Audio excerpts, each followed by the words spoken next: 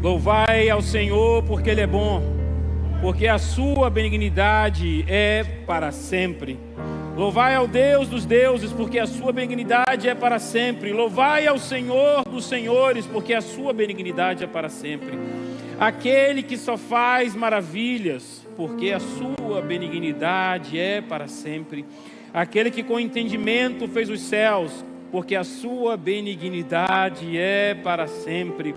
Aquele que estendeu a terra sobre as águas, porque a sua benignidade é para sempre. Aquele que fez os grandes luminares, porque a sua benignidade é para sempre. O sol para governar de dia, porque a sua benignidade é para sempre. A lua e as estrelas para presidirem a noite, porque a sua benignidade é para sempre. Que feriu o Egito nos seus primogênitos, porque a sua benignidade é para sempre. E tirou Israel do meio deles, porque a sua benignidade é para sempre. Com mão forte e com braço estendido, porque a sua benignidade é para sempre. Aquele que dividiu o mar vermelho em duas partes, porque a sua benignidade é para sempre. E fez passar Israel por meio dele, porque a sua benignidade é para sempre. Derribou a Faraó com o seu exército no mar vermelho, porque a sua benignidade é para sempre. Aquele que guiou o seu povo pelo deserto, porque a sua benignidade é para sempre. Aquele que feriu os grandes reis, porque a sua benignidade é para sempre. E deu morte aos reis famosos, porque a sua benignidade é para sempre. Seom, rei dos amorreus, porque a sua benignidade é para sempre. E Og, rei de Bazã, porque a sua benignidade é para sempre. E deu a terra a eles em herança, porque a sua benignidade é para sempre. Sim, em herança a Israel, seu servo, porque a sua benignidade é para sempre. Que se lembrou da nossa humilhação, porque a sua benignidade é para sempre. Nos remiu dos nossos inimigos, porque a sua benignidade é para sempre.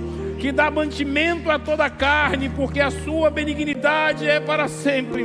Louvai ao Deus dos céus, porque a sua benignidade é para sempre. Tudo que tem fôlego, louve ao Senhor, pois Ele é vivo, poderoso, tremendo, o Deus dos céus, o que fez a terra. Louve ao Senhor. Glória a Deus. Se você trouxe a sua Bíblia, eu vou pedir que você abra junto comigo nessa manhã no Evangelho de João, capítulo 15. Eu vou estar lendo aqui na Almeida Revista e Corrigida. Se você trouxe sua Bíblia de papel física, você pode abrir. Se trouxe no seu celular também, pode acessar no seu tablet, não vai estar aqui no telão. João 15, verso 1 e 2 e depois 4 e 5. E assim está escrito na palavra do Senhor. João 15, verso 1, Jesus dizendo: eu sou a videira verdadeira, e o meu Pai é o lavrador. Toda vara que em mim não dá fruto, Ele a tira, Ele a arranca, e Ele limpa e poda toda aquela que dá fruto, para que dê mais fruto ainda. 4, está em mim e eu em vós. Como a vara de si mesmo não pode dar fruto se não estiver na videira, assim também em vós, se não estiverdes em mim. 5, eu sou a videira, vós sois as varas. Quem está em mim e eu nele, este dá muito fruto, porque sem mim nada podereis fazer. E o verso 7, para a gente fechar. Se vós estiverdes em mim, Jesus dizendo, e as minhas palavras estiverem em vós, pedirei tudo o que quiseres e vos será feito. Aleluia. Pai querido, Deus Santo, nós glorificamos o Teu nome pela leitura da Tua palavra. Obrigado, Senhor, porque nós temos acesso à Tua palavra santa e poderosa. Aplica a Tua palavra nos nossos corações nessa manhã. Toma, Senhor, a nossa mente, o nosso coração, as nossas emoções, cativos a Ti.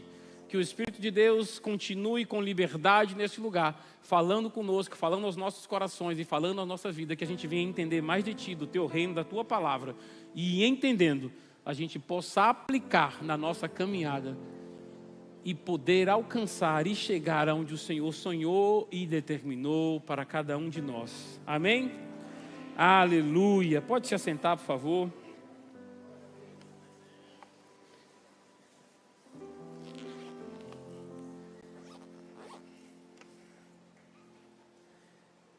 Esta palavra é uma palavra que há alguns anos eu li, estudei e anotei algumas coisas num caderninho, anotei outras numa folha de papel, anotei outras em notas no celular. E ao longo dos anos eu fui construindo algumas coisas. E tem tanta coisa que eu escrevi sobre videira. Mas aí recentemente eu peguei de tudo aquilo que eu tinha já dado pelo Senhor sobre esse tema de videira. Tudo que eu tinha escrito, eu peguei uma parte. E aí fiz um pequeno esboço. E tem muito mais sobre isso. Sobre videira. Quem sabe outros dias a gente não fale sobre isso também. Mas eu senti no coração de estar dividindo isso hoje com vocês. E o Senhor Jesus, o texto básico que a gente usou nessa manhã, João 15, 1 e 2, 4 e 5, depois eu li o 7. Mas só para repetir e gravar, aqui no esboço eu coloquei na NVT, na nova versão transformadora, é uma versão bem clara, bem direta. Jesus dizendo, eu sou a videira verdadeira, e o meu pai é o lavrador, ou o agricultor. Todo ramo que estando em mim não dá fruto, ele corta. Presta atenção, todo ramo que estando em Jesus não dá fruto, ele... Todo ramo que não dá fruto, ele... Aí ele vem, mas todo ramo que dá fruto, ele poda. Né? Dá uma bugada, não é não? O que não dá fruto, ele corta. E o que dá fruto, ele poda. Você que mexe com fazenda, meu filho. Na cabeça da gente, quando a gente pensa, não, corta é uma coisa, poda é outra, né? Mas os dois estão cortando. É igual a plantar e enterrar. Quando você planta algo, você está botando debaixo da terra com aqui esperança que aquilo um dia vai sair dali. Quando você enterra algo, é porque acabou. Então, quando eu vi isso aqui, eu já comecei a entender. Aquele que não dá fruto, ele corta para lançar fora. Aquele que dá fruto, ele corta para que produza ainda mais. Então, já comece a entender nesta manhã, se tem alguma coisa vinda do Senhor que te causou alguma dor e te cortou, não é para você morrer. Ele quer que você produza mais frutos e frutos de excelência. Meu Deus!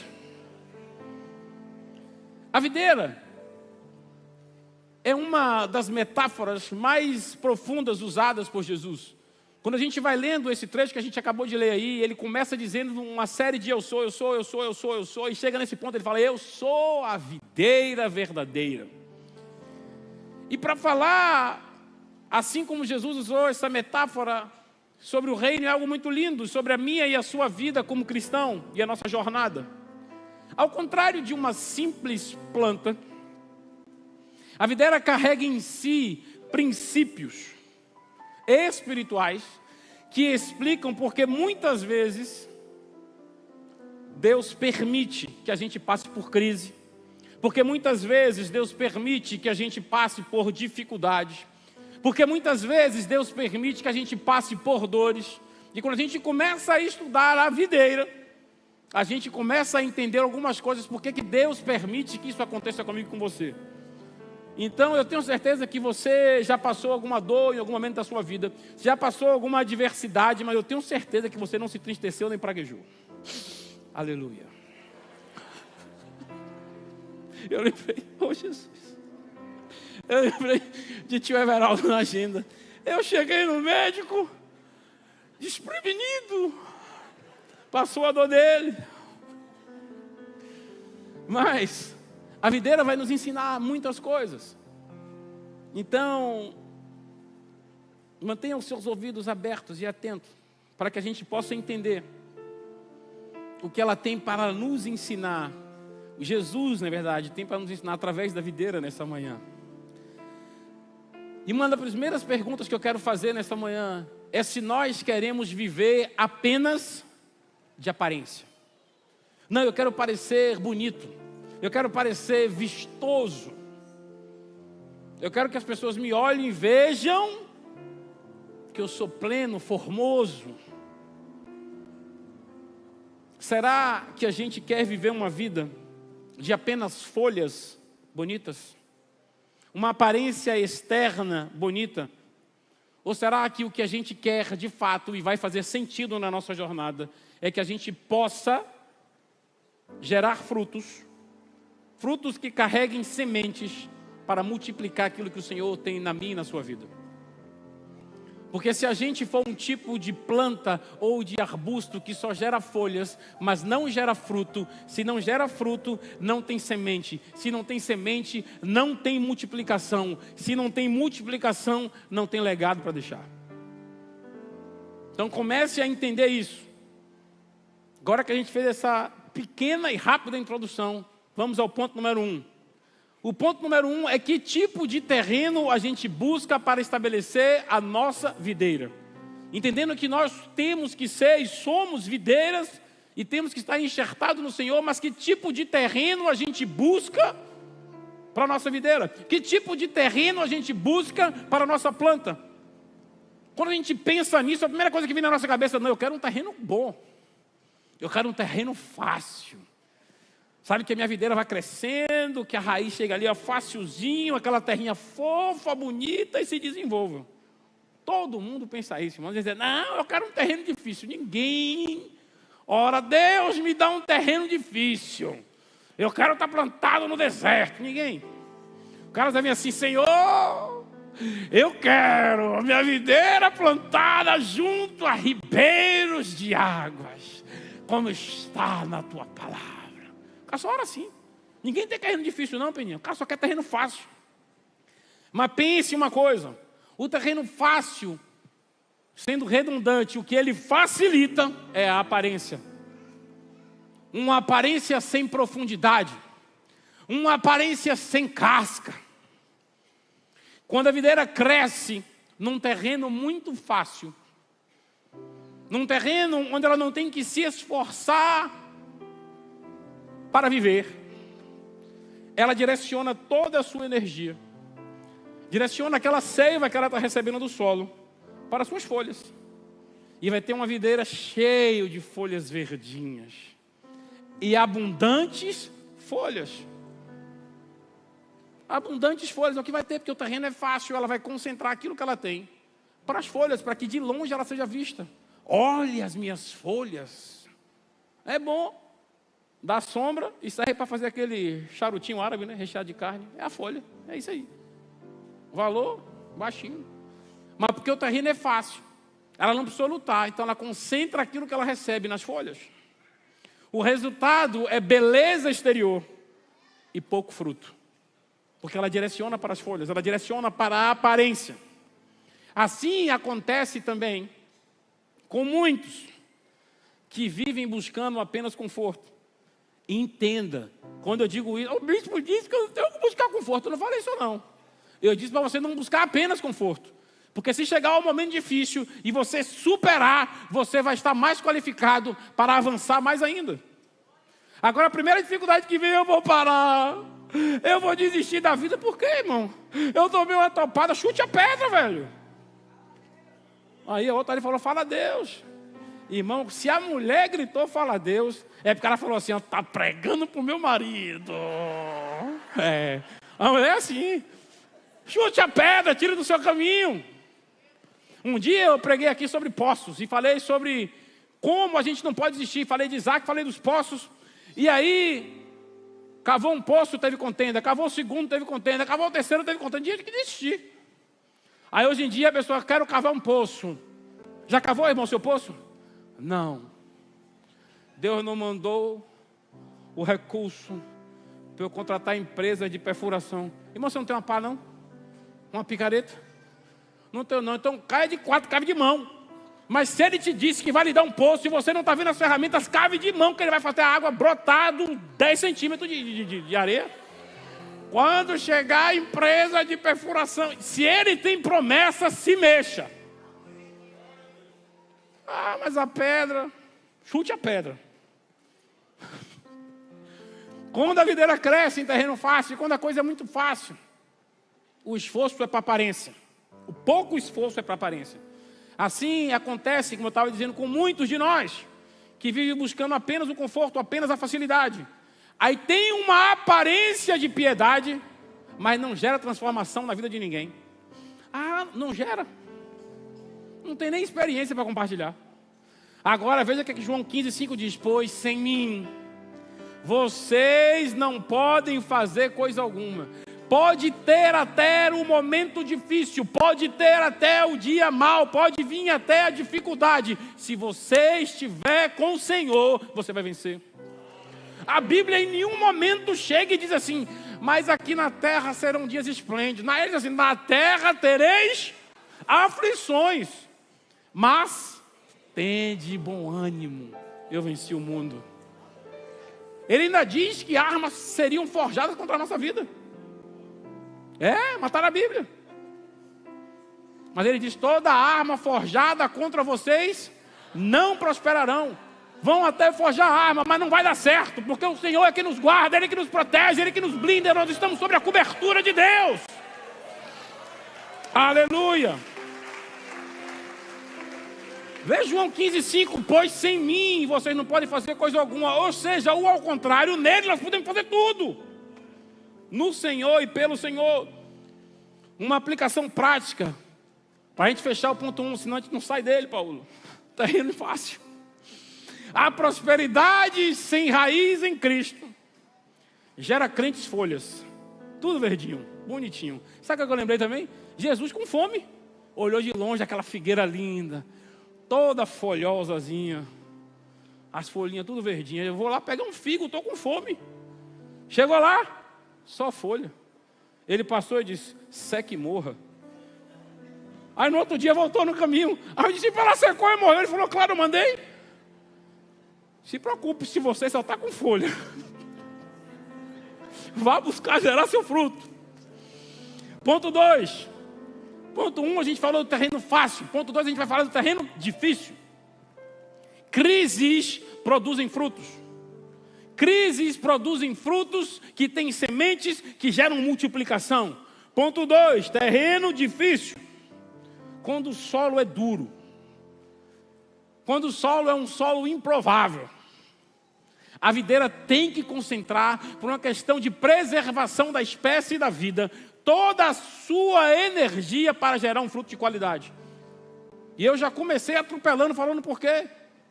Quando Jesus passou pelaquela figueira, não tinha fruto, ele fez o que? Amaldiçoou e morreu. Então, mesmo que esteja num terreno difícil, se gerou frutos, vai permanecer. Quando o solo é duro, toda a concentração daquilo que ela está extraindo do solo através das suas raízes, que tem que ser profundas para buscar o nutriente depois da camada de pedra, de rocha, de argila, de areia, do que for, tem que buscar o sustento no fundo. Por isso a importância da gente descer nos joelhos e orar ao Senhor, criar raízes. Tem muita gente que antes de criar raízes quer aparecer para o mundo. Não, Deus me fez para aparecer. Não, Jesus, eu não vou falar o que veio na minha mente. Crie raízes primeiro. Crie raízes. Ah, é porque você não sabe onde eu estou. Meu irmão, se o solo é difícil, o fruto vai ser mais caro, mais raro e mais doce. Quando o solo é duro, toda a concentração, todo o esforço da videira, toda a energia que ela desprende é para gerar frutos de qualidade. O fruto tem sementes, sim ou não? A semente gera novos frutos ou novas videiras.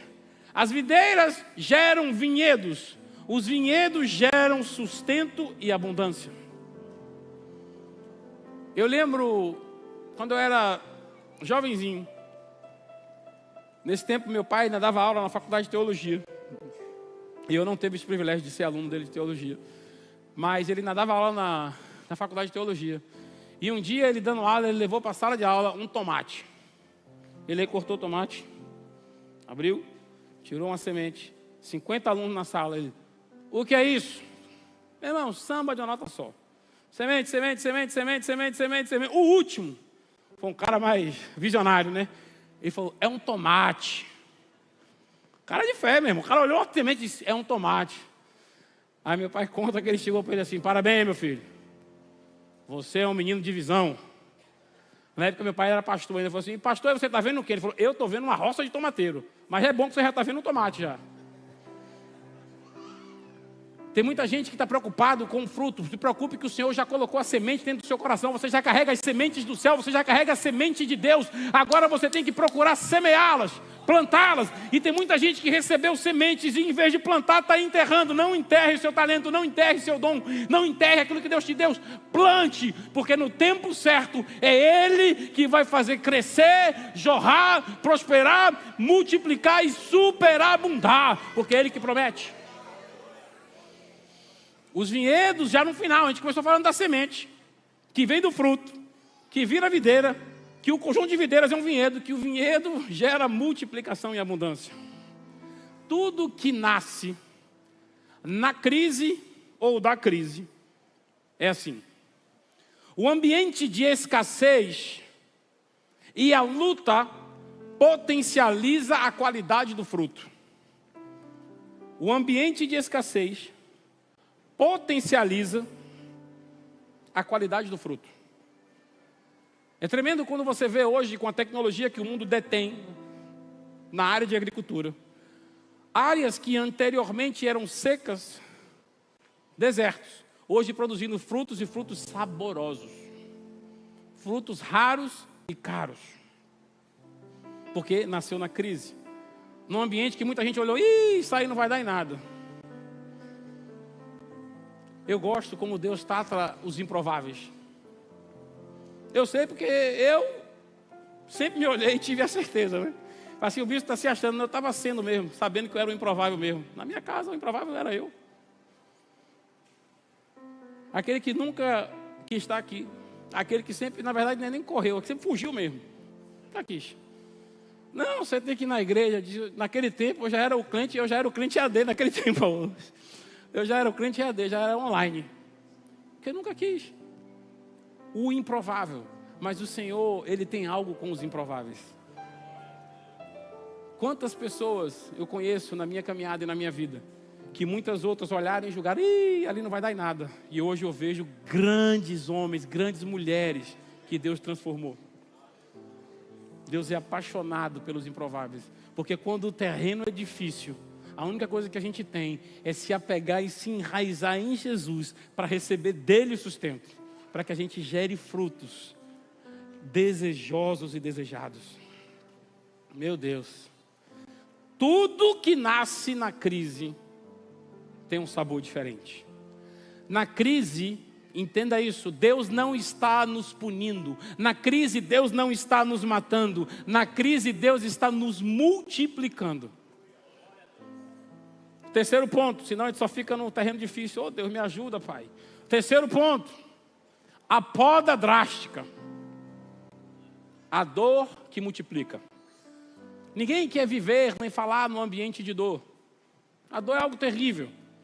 E a gente leu Jesus dizendo, aquele que não dá fruto, ele corta. E o que dá fruto, ele poda. E aqui a gente vai falar logo da poda drástica.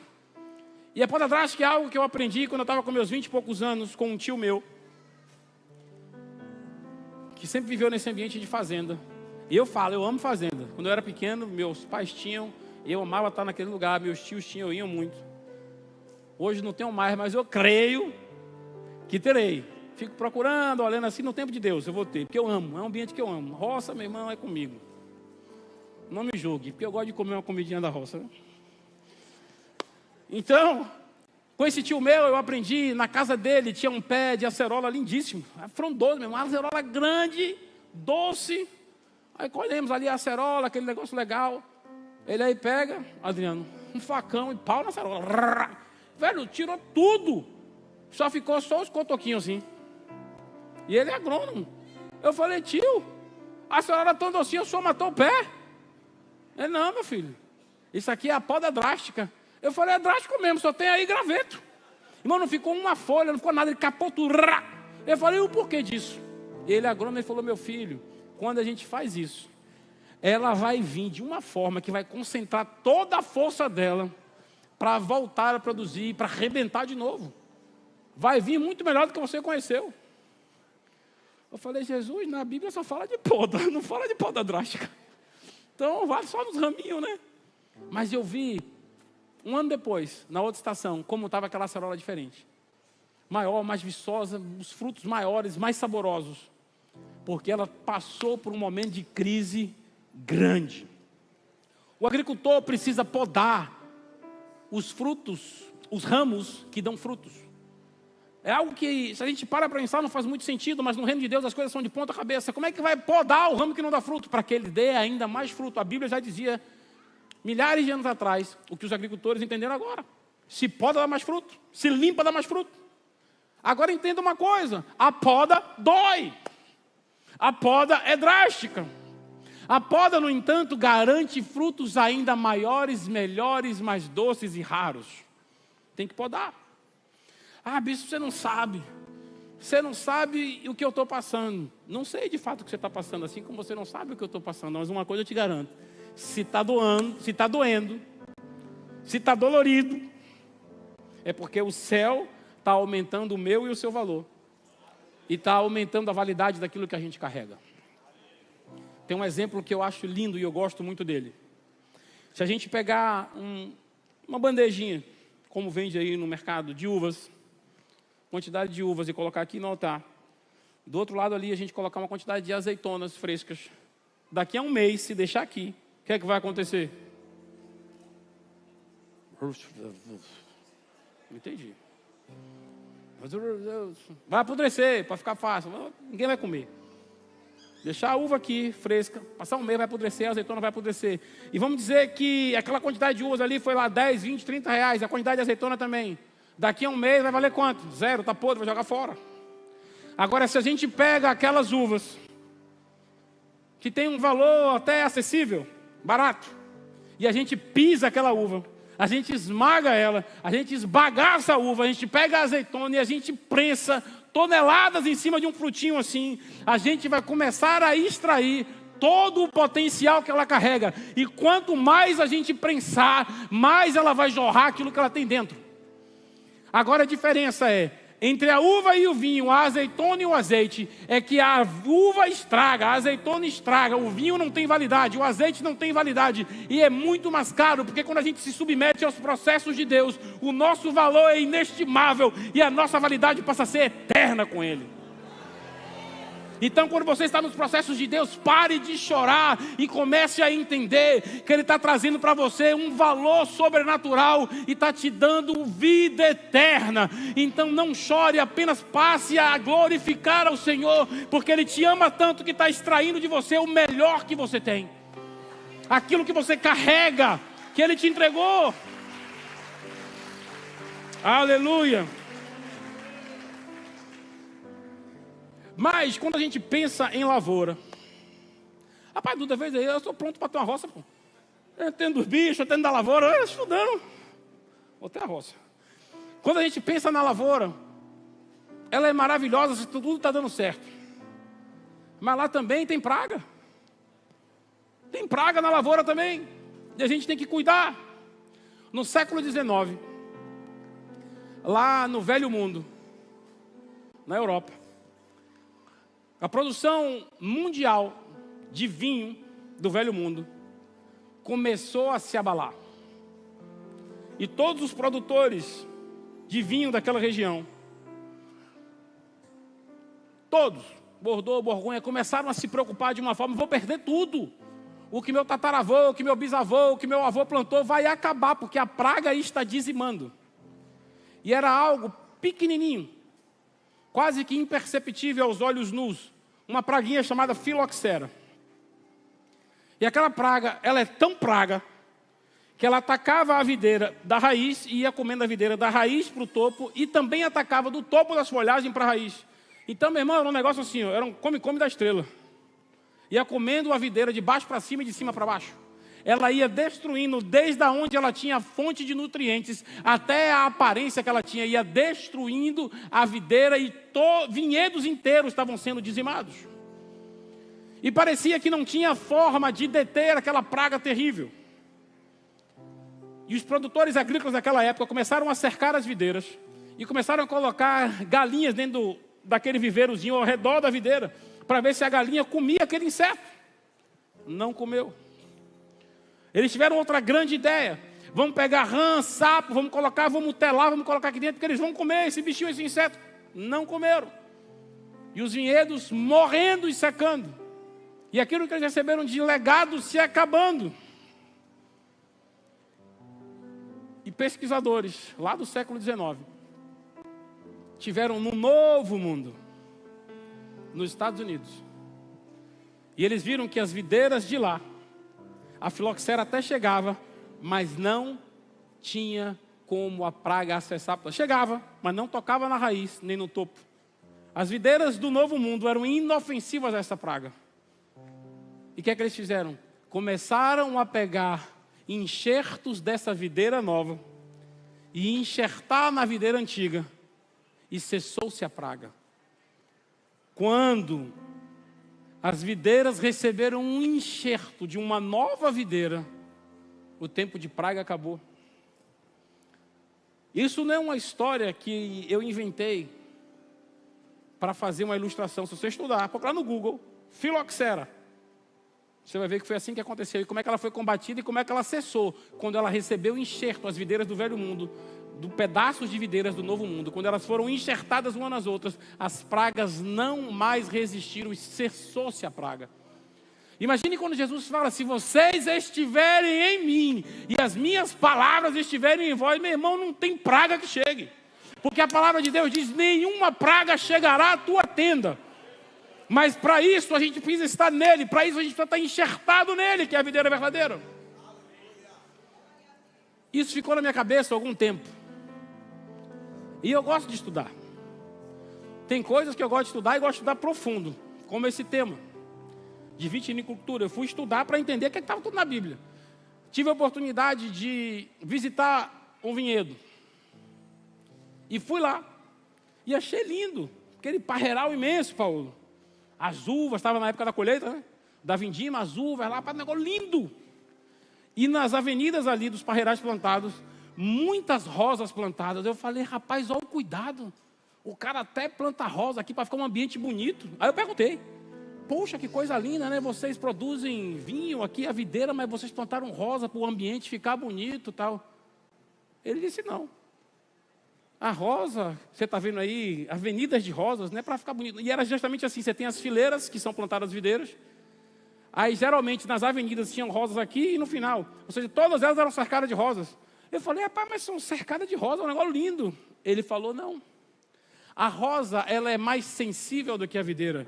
Então, se algum tipo de praga chegar, ela vai atacar a rosa e não vai chegar na videira. Aí eu não tive como não chorar. Porque quando a gente chega em Cântico dos Cânticos 2, verso 1, ele diz, eu sou a rosa de Saron, eu sou o lírio dos vales, eu sou aquele que me coloca na sua frente para que nenhuma praga chegue em você. Aleluia! Mas nós temos que estar atentos a essas pequenas coisas.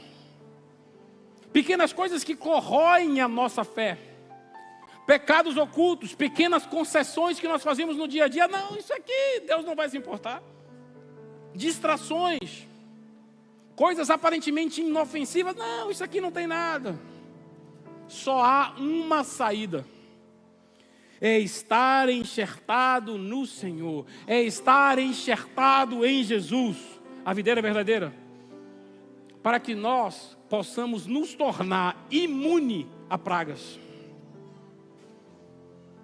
João 15,4, permaneçam em mim, Jesus diz, e eu permanecerei em vocês.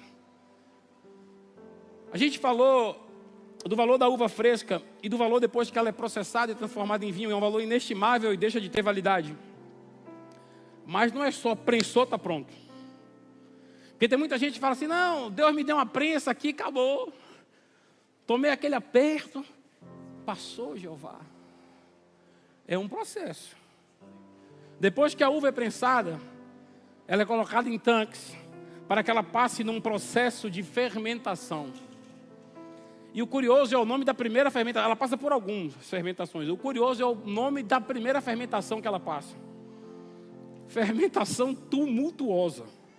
Ô irmão, depois da prensa vem um tumulto. Imagine, oh Deus da Bíblia. O vinho não nasce pronto, assim como eu e você também, a gente já não nasceu pronto. A gente precisa passar pelos processos que Deus quer que nós passemos para que a gente alcance ser aquilo que Ele projetou que nós fôssemos. E a fermentação tumultuosa, que é a primeira das fermentações, é algo intenso. É algo agitado, como as fases da vida, quando elas se abatem sobre nós neste período, parece que tudo está caótico. Mas ela vai passar. E depois dessa fermentação tumultuosa, passou. Tem uma outra fermentação que chama fermentação malolática. É onde o ácido, aquilo que é agressivo, começa a ser convertido em suavidade. Onde a dureza começa a ser transformada em maturidade. Então, muitas vezes a gente está muito duro, o coração enrijecido, e o Senhor diz que Ele troca o nosso coração de pedra por um coração de carne. Então, quando Ele começa a nos provar, é para que a dureza fique de lado e a maturidade apareça. A crise tumultuosa, ela prepara o coração. A transformação de Cristo suaviza a nossa acidez e nos torna mais complexos, mais maduros e mais preciosos. Depois disso tudo, passou esse estágio todo, aquele líquido caro, raro e precioso, está pronto para ser guardado, sim ou não? Tem uma passagem que nos fala na Bíblia sobre o odre. Hoje em dia é difícil da gente ver o odre, ele é mais usado lá no Oriente Médio, até hoje. E hoje em dia a forma mais fácil de armazenar aquilo que substituiria o odre, dentro desse contexto que nós estamos falando e explicando, é a garrafa. Mas assim como o odre precisava ser um odre pronto para receber um líquido do valor da proporção que ele tinha, o odre tem que acompanhar. Se você tinha algo produzido no vinhedo muito raro, não podia ser qualquer odre para receber aquilo, para que não se estragasse, como a Bíblia diz, o odre, nem o líquido, nem se derramasse os dois. Dentro da nossa realidade hoje, século 21, é a rolha que faz esse papel. Tem a de cortiça, extraído da natureza, como tem as sintéticas também. E o que é que vai balizar, que tipo vai usar? O valor daquilo que está sendo guardado. E assim como nós estamos falando, isso se aplica ao vinho, se aplica ao azeite. O valor só se alcança no seu auge de maturação, se ele for bem armazenado. O odre precisa estar íntegro, e nós entendemos e aprendemos na palavra de Deus que nós somos odre, o nosso corpo é o odre que está para receber a porção do Espírito de Deus que a gente tem que carregar e transportar no dia a dia. Ah, para quê? Para meu bem e prazer? Não, para que a gente possa aplicar aquilo que a gente carrega na vida de outras pessoas. A rolha precisa estar à altura do vinho, o odre precisa estar à altura do vinho. Você não pode carregar o Espírito de Deus, sendo o templo do Espírito de Deus, se você não preparar o seu odre para receber aquela porção que Ele quer derramar em você. Deus nunca colocará uma porção, um vinho de alto valor, em um odre frágil. Ele primeiro prepara o meu e o seu odre. Ele primeiro prepara a minha e a sua vida, para que a gente possa receber aquilo que Ele quer nos entregar. Primeiro Ele nos prepara, depois Ele nos amadurece, depois Ele nos transforma, para depois confiar-nos algo que dure e venha impactar gerações. E eu concluo com isso, para a gente fechar. O terreno difícil não é maldição. Os tempos difíceis não são maldição, mas é um ambiente próprio para gerar frutos de excelência. A poda drástica não é rejeição, é um preparo para multiplicação. A dor não é o fim, mas é o processo de gerar algo que tem um valor eterno. As pragas, mesmo aquelas invisíveis, só são vencidas quando estamos enxertados com Cristo, como estamos enxertados em Jesus. A fermentação das crises e nas crises produzem maturidade. O odre, a rolha, elas falam da nossa capacidade de sustentar e de armazenar aquilo que Deus quer nos entregar. Mas primeiro Ele precisa preparar isso. Aí eu fecho nessa manhã com uma pergunta, que você saia daqui e leve essa pergunta no seu coração e você se pergunte isso todos os dias. Você quer ser ou quer ter apenas folhas bonitas, vistosas e viçosas? Ou você quer ser um ramo que gera fruto permanente. Você quer ser um ramo que gera fruto doce. Você quer ser um ramo que gera fruto saboroso. Que gera um fruto que seja capaz de Deus dizer: este é um fruto que me dá prazer. Que a gente venha viver vida que gerem frutos para o Senhor. E a gente fecha com João 15:5. Quem permanece em mim e eu nele, esse dá muito fruto. O que o Senhor quer é que a gente permaneça nele, porque Ele quer permanecer em nós, para que a gente venha gerar muitos frutos e frutos em abundância. Mas você precisa permanecer no Senhor, assim como eu também. Levante sua mão assim aos céus. Que a graça do Senhor Jesus, o amor de Deus e a comunhão do Espírito Santo seja sobre todos nós. Amém, amém. Deus abençoe em nome de Jesus.